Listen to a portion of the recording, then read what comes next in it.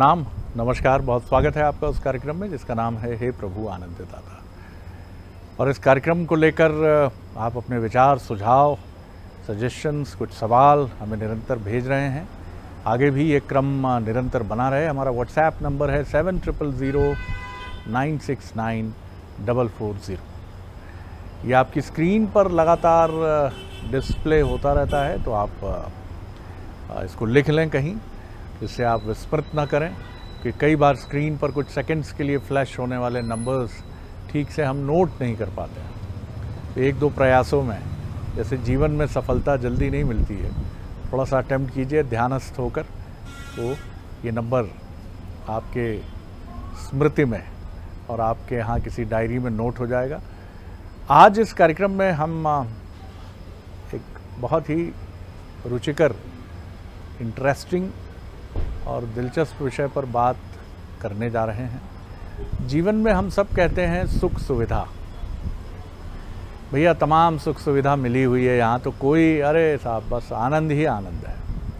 सुख सुविधा का अर्थ होता है नौकरी में, व्यवसाय में, धन की वृष्टि, प्रभाव की वृष्टि, और इसी से सब कुछ रौनक है कि घर में गाड़ियाँ हैं, सब कुछ व्यवस्थित है, खान पान सब एक नंबर है, जिन चीज़ों की आवश्यकता है वो सब मिली हुई हैं। गाड़ी है तो गाड़ी के साथ सारथी भी मिला हुआ है। घर में बगीचा है तो बगीचे की देखभाल करने के लिए उसके संरक्षक भी प्राप्त हैं। घर में घरेलू सहायकों की भी संख्या इतनी है कि समझ नहीं आता कि कौन सा काम किसको दिया जाए। हमारी दुनियावी दुनिया में भौतिक सुख सुविधा इसी को कहते हैं, और आमतौर पर व्यक्ति अपने जीवन में करीब करीब 35 से 55 के बीच में इसको प्राप्त होता है। लेकिन इसी का एक विलोम है सुख सुविधा तो दुख दुविधा। जीवन में हम दुख के लिए और दुविधा के लिए कभी अपने को तैयार नहीं रखते। हमेशा ऐसा मानते हैं कि ये किसी घुसपैठिए की तरह घुस आई है हमारे जीवन में, जबकि सुख सुविधा और दुख दुविधा का अभिन्न संबंध है। और जिस तरह ये कहा जाता है कि इस पृथ्वी पर 80% पानी है, वैसे ही जीवन में 80% दुख और दुविधा ही है। लेकिन देखिए हमारा कितना उनसे बैर है। सुख की अभीप्सा इतनी है कि जो दुख दुविधा है उसके बीच में भी तैर किस तरफ रहे हैं, सुख सुविधा। बिल्कुल अच्छी बात है, आपका अधिकार है, आपका राइट है कि आप सुख सुविधा की तरफ बढ़ें। लेकिन दुख दुविधा इतना बुरा तो नहीं है। और मैं तो ये कहूँगा कि जितना मेरा अल्प ज्ञान है और जितना मैंने छोटा मोटा जो कुछ पढ़ा है, तो दुख दुविधा ही वो ज़मीन है जो सुख सुविधा की नींव रखती है। और बल्कि मैं तो ये भी कहूँगा कि दुख दुविधा ही सुख और दुख के अंतर को समाप्त कर देती है। और वो जगह कितनी सुंदर होगी, वो अवस्था कितनी सुंदर होगी, जहाँ आपसे पूछा जाए कि आप कैसे हैं, तो आप कहिए आनंद में हैं। जबकि आप एक झोपड़ी में बैठे हैं, खाने के लिए शाम की व्यवस्था नहीं है, लेकिन प्रसन्न मुख से आप कह रहे हैं बहुत आनंदित हूँ। तो सुख और दुख के अंतर का मिटना संभव तभी है जब दुख दुविधा का चिंतन मनन इस जीवन में बहुत गहरा हो। लेकिन इस पर जैसा आप और हम जानते ही हैं कि साधिकार टिप्पणी के लिए हमारे विशेषज्ञ, भगवत गीता के अध्येता, मानस परमज्ञ डॉक्टर सुरेंद्र बिहारी गोस्वामी हमारे साथ हैं। तो सुख सुविधा और दुख दुविधा। प्रणाम जी। आज आपने बहुत अच्छे शब्द और अनुप्रास लेकर आए हैं और आपका विश्लेषण बड़ा रोचक था उन दोनों के संदर्भ में। मैं भी खो रहा था उस विश्लेषण में। मुझे लग रहा था कि दुविधा और सुविधा दो शब्द हैं, लेकिन दोनों शब्दों में एक समानता है। दोनों विधा हैं, दोनों ही विधा हैं। विधा से हमारा तात्पर्य कौशलता से भी हो सकता है, पद्धति से भी हो सकता है, मार्ग से भी हो सकता है, मेथड से भी हो सकता है, टेक्निक से भी हो सकता है, वो एक तकनीक भी हो सकती है। तो इसका अर्थ हुआ कि एक तकनीक के दोनों अर्थ हो सकते हैं। पिस्तौल हमारे पास उपलब्ध हुई तो ये सुविधा हो गई, लेकिन पिस्तौल से हमने कष्ट प्राप्त कर लिया तो ये दुविधा हो गई हमारे लिए। टेक्निक तो एक ही थी जो हमारे लिए प्राप्त हुई थी। हमारे जीवन में अद्वैत और द्वैत के प्रत्यक्षता प्रमाण यदि हम देखना चाहें तो सुविधा और दुविधा दोनों द्वैत हैं, बहिरंग हैं दोनों। जो वास्तव में भासतंत्र में होते हैं, लेकिन अपनी अनुभूति से सु और दु के कारण हमें कहीं प्रसन्न कर देते हैं, कहीं दुखी कर देते हैं, लेकिन मूलतः इनसे हमारा तात्पर्य नहीं रहता। एक गाड़ी में बैठकर एक आदमी चला जा रहा है, वो उसके लिए सुविधा है, गाड़ी उसके लिए सुविधा है। तो मनुष्य तो सुविधा लेकर ही आया है यहाँ, लेकिन उस सुविधा का प्रतिलोम उपयोग करने से वो दुविधा में फंसा रहता है। सुविधा क्या है? आत्मा को सुंदर विचरण करने के लिए जब मृत्यु लोक प्राप्त हुआ तो ये शरीर रूपी गाड़ी सौंप दी गई उसको। अब शरीर रूपी गाड़ी में बैठा है, लेकिन वो गाड़ी नहीं है, गाड़ी से उतरना होगा ना उसको, बिल्कुल गाड़ी छोड़ना होगा ना उसको। लेकिन यहाँ दुविधा ये उत्पन्न हो गई है कि वो गाड़ी को स्वयं समझ बैठा है और उसे लगता है गाड़ी न छूटे, तो ये दुविधा उत्पन्न कर देता है।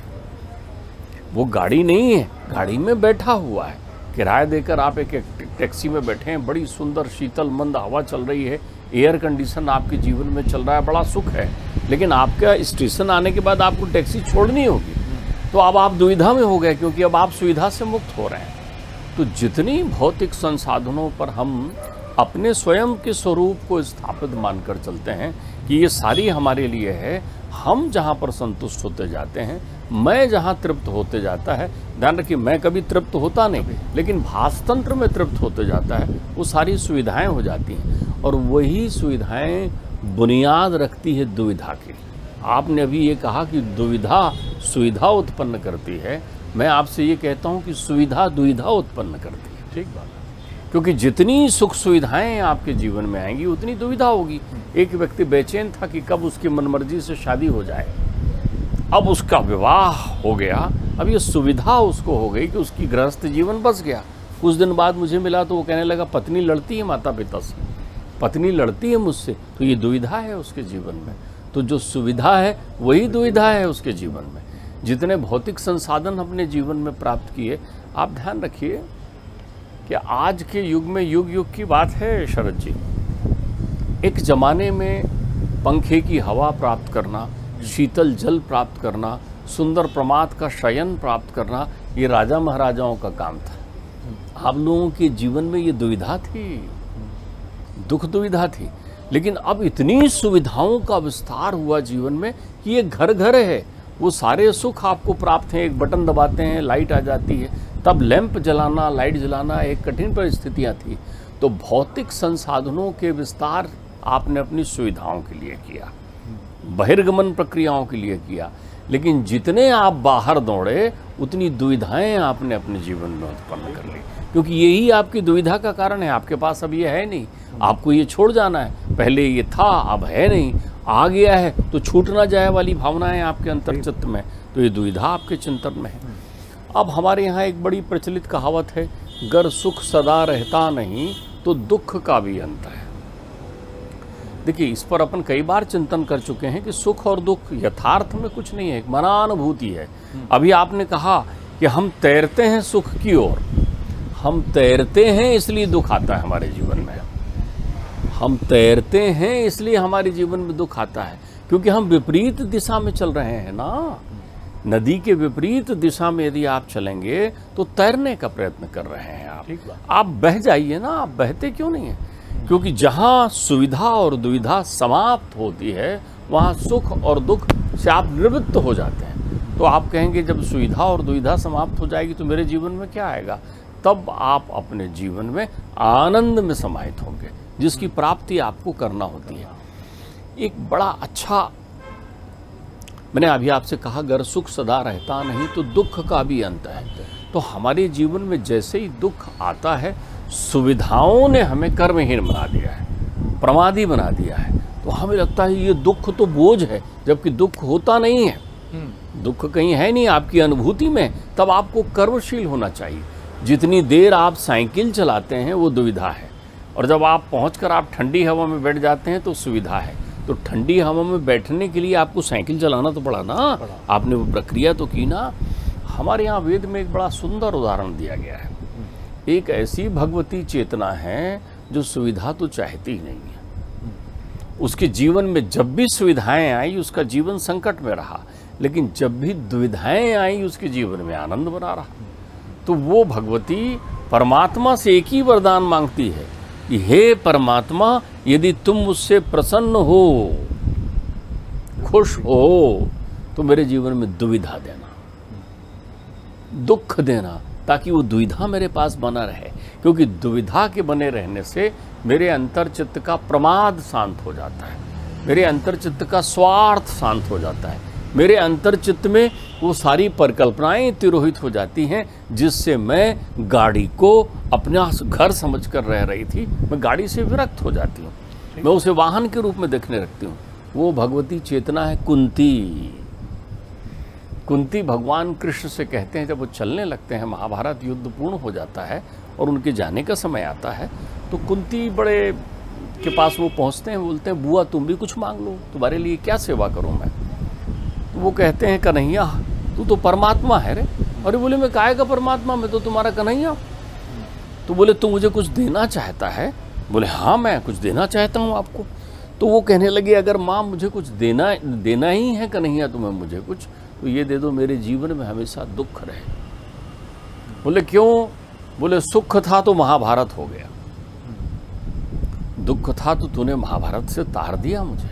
ठीक बात। जब मेरे जीवन में जब जब सुख की बात आई, जब जब वो कल्पनाएं आई, जब जब वो स्वप्न आए, मैं उस निद्रा में खोने लग गई। जब मुझे भगवती माया मेरी चेतना को अवरुद्ध करने लगी। देखो ना, सारी सुख सुविधाएं दुर्योधन ने प्राप्त की थी, मेरे जीवन में दुविधा थी। दुविधा थी तो तुम थे यहाँ पर मेरे पास। तो जिनके जीवन में परमात्मा की कृपा से दुविधा उत्पन्न हो, तो वो समझ लें द्वैत में है। वो बिल्कुल सही समय होता है जब आप भावना के अंतर सागर में गोते लगाइए। तो जो व्यक्ति ये महसूस करे कि मैं दुविधा में हूँ, तो वो तुरंत सावधान होकर ये सोचने लग जाए कि सुअवसर अच्छा है, मैं आनंद सागर में गोते लगा सकता हूँ। क्योंकि सुख और दुख कभी मिलते नहीं हैं, क्योंकि है ही नहीं तो मिलेंगे कहाँ। तो सुविधा जहाँ पर उत्पन्न हुई है वो दुविधा के कारण हुई है, और दुविधा में तुमने चाहा सुविधा है। जब तुम्हारे जीवन में दुविधा आई तो तुमने सारा कौशल लगाया कि मेरे जीवन में सुविधा कैसी आ जाए। तब आपका जीवन द्वैत में फंस कर रह गया और आप भूल गए कि आनंद आपके जीवन का धरोहर है, आप आनंद पथ के पथिक हैं। तो वो मांगती हैं कि मेरे जीवन में दुख आ जाए। भीष्म सरसैया पर लेटे हैं तो वो यही कहते हैं कि मेरी इन दुविधाओं का क्या कारण था, क्योंकि वो किसी सुविधा से बंधे थे। ध्यान रखना, सुविधा का सुख ये नहीं होता, आदमी इसमें खुश हो जाता है, मैं अपने वचन से नहीं डिग रहा हूँ, ठीक बात, मैं अपने कर्तव्य का पालन कर रहा हूँ, मुझसे घर के सारे लोग खुश हैं। आप ये मत समझिए कि सुविधा केवल आपको इस रूप में मिलेगी, आपको कुछ प्राप्त हो रहा है।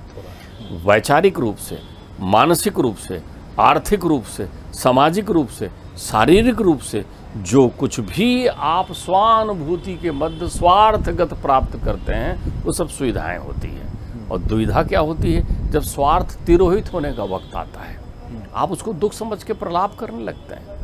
वो अतिथि है आपके जीवन में, आप अतिथि में भेद करने लगते हैं। ये दोनों ही अतिथि हैं आपके जीवन में, चाहे वो सुख हो चाहे वो दुख हो। एक अतिथि के साथ आप अन्याय करते हैं और दूसरे अतिथि को आप अपने जीवन का सौभाग्य मान लेते हैं, जबकि दोनों ही अतिथि हैं। तो जीवन क्या है? जीवन क्या अतिथि ग्रह है? हाँ, ये शरीर अतिथि ग्रह है, जहाँ अनुभूति के रूप में दो अतिथि आते हैं। शरीर अतिथि ग्रह, मैंने इसको बड़ा उच्चतम शब्द का उपयोग कर दिया।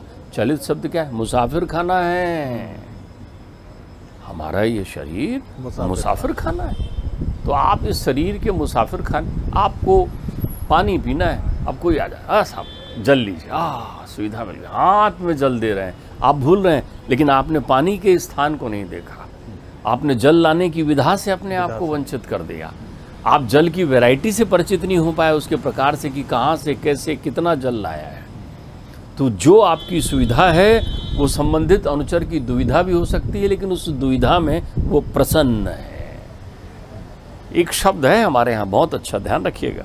हमने अनुसरण पर अपनी बात की, हमने अनुकरण पर अपनी बात की, लेकिन आपने देखा एक अनुसरण तो होता है वो चुपचाप पीछे चलने वाला, अनुसरण से बना हुआ एक और शब्द होता है अनुचर। बड़ा सुविधा का माध्यम होता है वो अनुचर।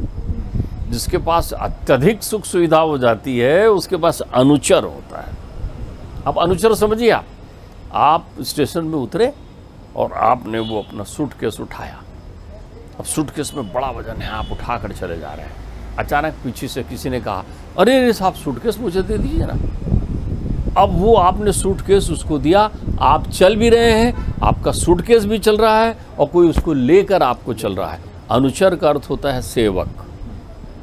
तो जो सेवाधारी होते हैं वो सुख सुविधा में होते हैं, जिनके पास सेवाधारी के लोग हैं।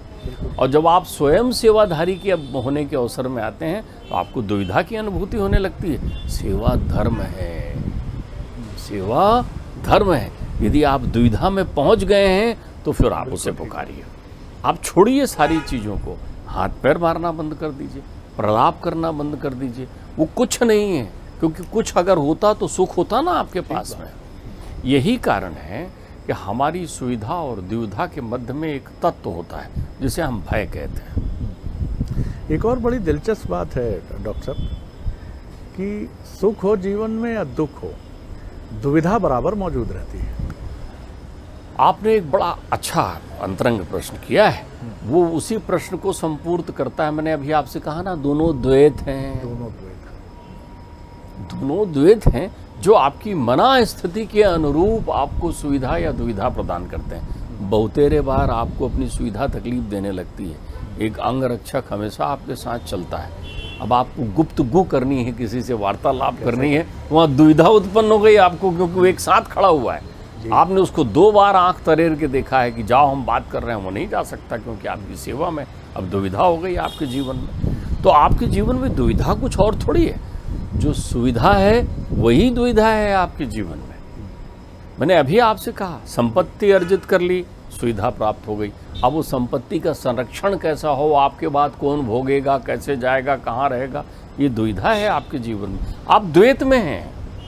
और जैसे ही आपने इसको सहज भाव से देखा, कई लोग कहते हैं ना, अरे चिंता नहीं करो, एक क्या चोरी हुई, चोर सब ले गया। अलग अलग लोग आए थे समझाने, कोई कह रहे थे यहाँ रिपोर्ट करो, वो चोरी कर सकता है। एक व्यक्ति आया, बड़ा बुजुर्गवार व्यक्ति था, पास आकर बोले, बेटा चिंता नहीं करना। बोले क्यों काका, क्यों चिंता नहीं? अरे ये तो हाथ का मैल था, आया गया फिर आ जाएगा।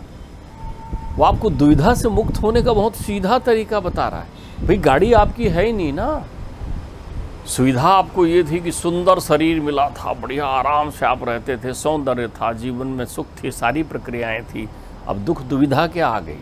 शरीर बीमार हो गया, रुग्ण हो गया, अस्वस्थ हो गया, कोई छोड़ गया, कोई छोड़ जाने की तैयारी में हो गया, किसी ने तिरस्कृत कर दिया, किसी का आपने तिरस्कार कर दिया।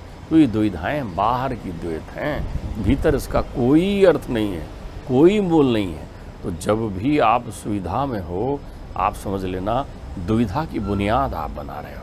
बहुत सुंदर बात है। और इस तुलना में मत उलझिए कि क्योंकि मुक्ति के मार्ग की तरफ दोनों ले जाते हैं, दोनों के पक्ष में अकाट्य तर्क है। गौतम बुद्ध सुविधा से ऊब जाते हैं। जब जन्म होता है तो कुंडली देखकर विज्ञ ज्योतिषविद उनको बताते हैं उनके पिता को कि महान सन्यासी बनेगा। मंत्रीगण आते हैं, इकलौता पुत्र, क्या किया जाए, ये तो सन्यासी की भविष्यवाणी हो गई।